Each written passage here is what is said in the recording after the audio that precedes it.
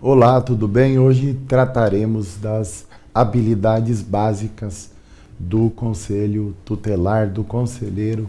tutelar. Então, para desempenhar o papel de conselheiro tutelar, com base, inclusive, em dicas dadas pelo Ministério Público do Paraná, que tem um manual que trata desse assunto lá no seu site, é que nós trataremos desse tema para fechar, para concluir o nosso curso voltado aos candidatos e candidatas para conselheiros tutelares. E temos também, claro, esse curso para todas as pessoas interessadas em direitos da criança e do adolescente e que atuam na própria área da assistência social, mesmo na saúde, na educação, em várias outras áreas, em razão da multidisciplinariedade da área da infância e juventude. Então, o conselheiro tutelar, quando no desempenho das suas atribuições previstas em lei, e nós tratamos das atribuições específicas do conselheiro, ele precisa, primeiro, superar o senso comum. O papel dele é a efetivação do Estatuto da Criança e do Adolescente, muitas vezes indo até contra o próprio senso comum,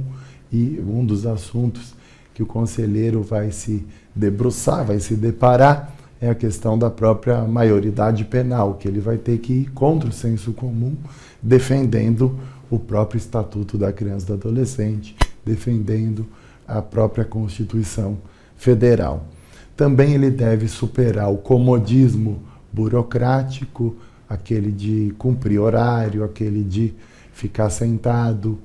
apenas esperando que os casos apareçam, de não dar a devida atenção às próprias pessoas que comparecem procurando auxílio, geralmente pessoas simples, pessoas em situação de vulnerabilidade, situação de risco, e ele então tem que superar também o comodismo burocrático que, infelizmente, muitas vezes é comum no próprio serviço público ou mesmo no serviço privado, ocupando novos espaços de ação social, com criatividade, com perseverança. Então ele tem que ter uma participação comunitária, necessário que ele vá dar palestras em escolas, em igrejas, em associações comunitárias, sempre levando conhecimentos sobre o Estatuto da Criança e do Adolescente e ouvindo também a comunidade. Para ser um bom conselheiro, acima de tudo, tem que ouvir. Para você aconselhar, você tem que primeiro ouvir as pessoas e, com calma, também poder dar conselhos, poder dar orientações, poder requisitar serviços públicos, poder encaminhar situações para a Vara da Infância e Juventude, para o Ministério Público.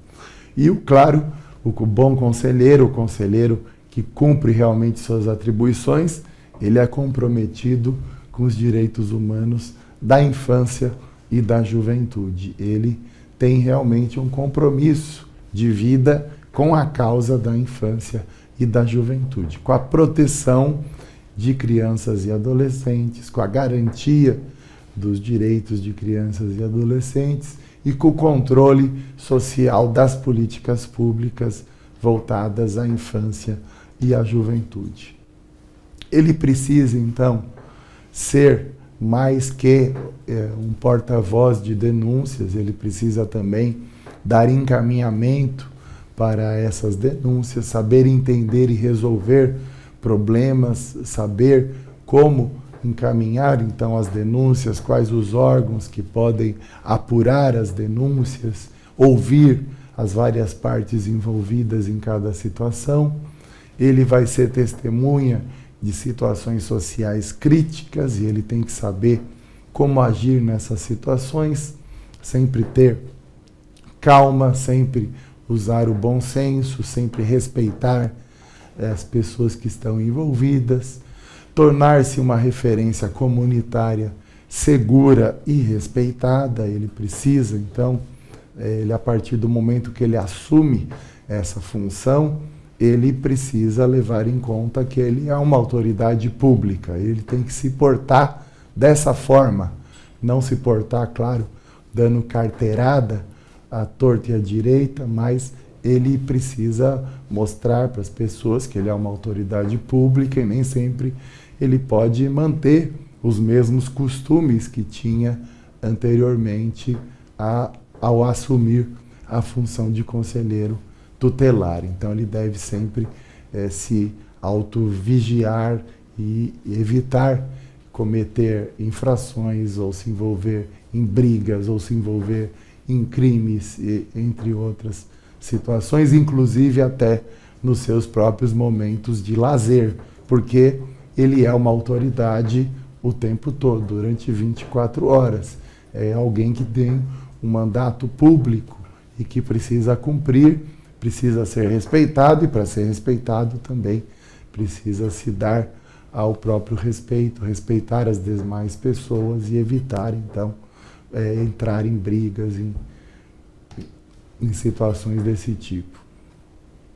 Ele vai, claro, sempre atender pais, mães, tios, avós, irmãos, vai estar diante e conversando e dialogando, desde as próprias crianças e adolescentes em situação de risco ou vulnerabilidade, ou envolvidos com ato infracional, mas também com juízes, com promotores, com delegados, com vereadores, com professores, com médicos, com dirigentes de instituições públicas e privadas, com padres, com pastores, com prefeitos, com secretários municipais, com líderes comunitários, com assistentes sociais, com psicólogos, com seus próprios vizinhos, com seus próprios parentes. Como o conselheiro mora na comunidade, as pessoas muitas vezes vão bater na porta do conselheiro diante de situações envolvendo crianças e adolescentes, ou para uma orientação, ou para um aconselhamento, ou para algum tipo de providência ou encaminhamento. Isso mesmo quando o conselheiro não está de plantão. Então ele vai ter que encaminhar para o conselheiro que está de plantão, ou vai encaminhar para as demais instituições que também atuam na área da infância e juventude, ou ele vai dar orientação, o aconselhamento, porque ele está cumprindo um mandato, e claro que esse mandato não é só aquele período que ele está na sede do conselho, ou naqueles dias que ele está de plantão, é o tempo todo, e a comunidade sabe como localizá-lo, porque ele foi eleito pela própria comunidade, ele reside próximo das pessoas que participam, que estão ali na comunidade. Então, o conselheiro tutelar, para desempenhar seu trabalho, ele tem que se relacionar com todos esses atores, com todos esses agentes, e claro que não é fácil, é necessário jogo de cintura, é necessário calma, é muito necessário respeitar as pessoas, as divergências também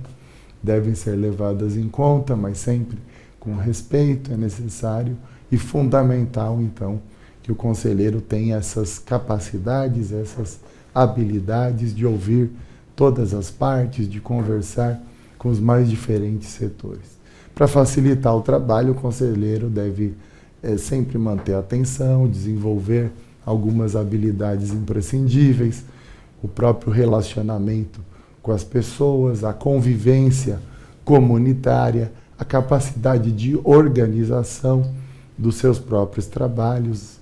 O conselheiro tutelar deve ser construtor, deve ser organizador, deve ser um persuasor permanente, deve estar sempre tentando convencer as pessoas sobre os direitos da criança e do adolescente, sobre os direitos humanos da infância e juventude, sobre o que está previsto no Estatuto da Criança e do Adolescente, sobre o enfrentamento à violência, às violações, sobre a necessidade de serviços e políticas públicas voltadas à efetivação dos direitos da criança e do adolescente. Uma frase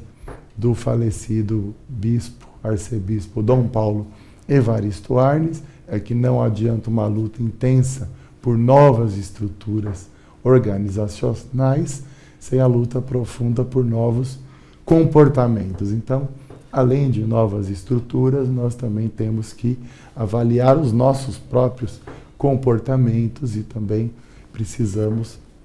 né, nos adequarmos às legislações que conquistamos, nos adequarmos aos novos padrões institucionais e, claro, nunca deixar de lado os princípios também que nós temos com as causas que lutamos e o comprometimento, né, no caso do conselheiro tutelar, o comprometimento claramente com a infância e juventude. Mas o conselheiro tem que sempre avaliar os seus comportamentos, avaliar como é que ele está exercendo o seu mandato, como é que ele está exercendo a sua autoridade de conselheiro tutelar.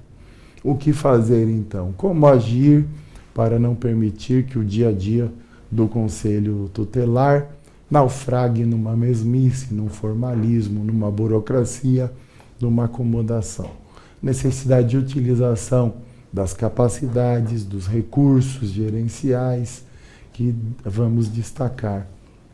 Capacidade de escuta, saber ouvir, saber compreender as necessidades, as demandas, as possibilidades daqueles que estão precisando, daqueles que procuram o próprio conselho tutelar.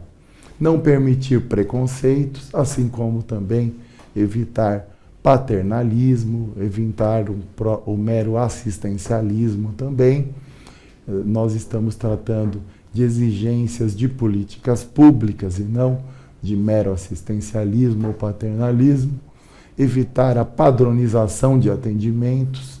que isso tudo pode impedir o correto entendimento das situações peculiares, da situação pessoal e social específica. Cada caso deve ser tratado como um caso único, de acordo com as suas peculiaridades, de acordo com as necessidades. Cada caso tem os seus encaminhamentos concretos, cada caso tem